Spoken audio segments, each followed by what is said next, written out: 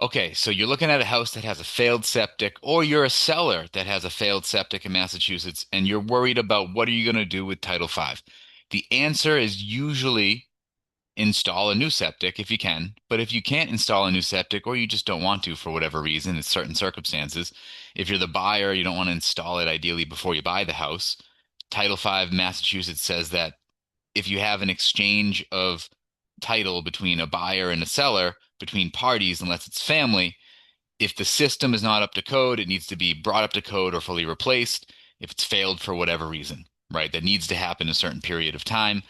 I don't want to dive too far into Title V regulation, just to know that if you're a buyer getting a mortgage, you're going to have issues if the septic is failed. If you're a seller selling the house, you're going to have certain issues with the certain type of buyers that can buy your house if they're getting a mortgage, right? So those are two sides of the angle. So you have a failed septic. The answer that you can come up with is also what's called an escrow holdback.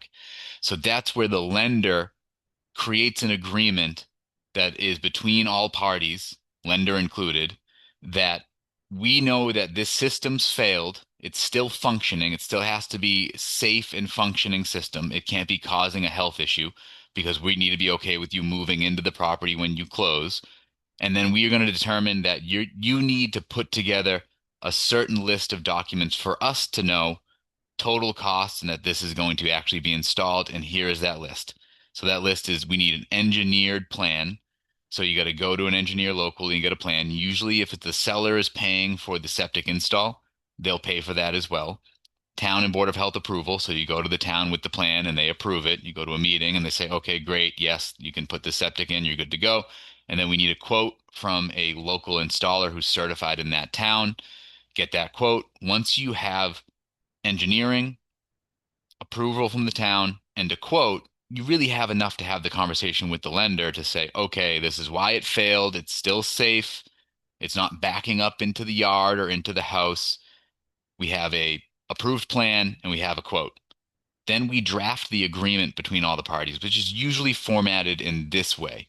We're going to hold back 150% of proceeds from someone, either buyer or seller, of whatever the total costs are. So if it's 20,000 to install the septic, we want to hold back 30,000.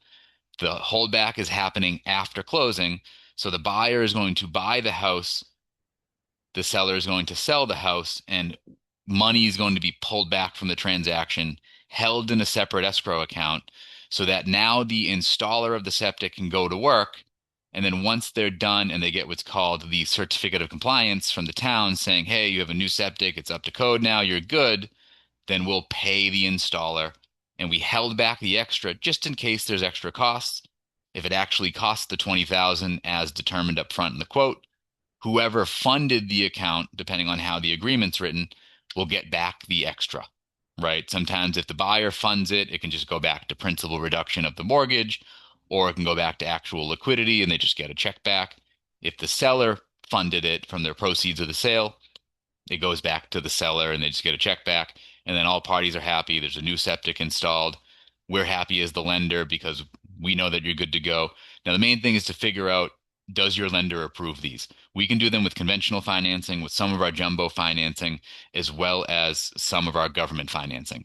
So we'll allow some escrow holdbacks for septic installs in certain circumstances, as long as it's safe and habitable still and there isn't a safety issue. That's really the big thing that lenders run into, and why some lenders just flat out say no is they think it's too much of a gray area determining what a safety issue is, because technically Title V in Massachusetts has everything to do with safety, right? It has to do with safety of our water, safety of the house habit, like making sure there's not too much nitrogen and that things aren't backing up. And it's kind of the idea of having Title V is that we're controlling the waste appropriately for safe measures.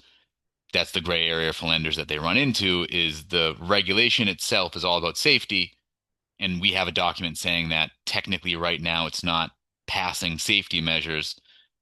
Usually we need an appraiser to go out there, or we need something on the Title V saying that it's functioning but just not up to code and not causing a safety issue.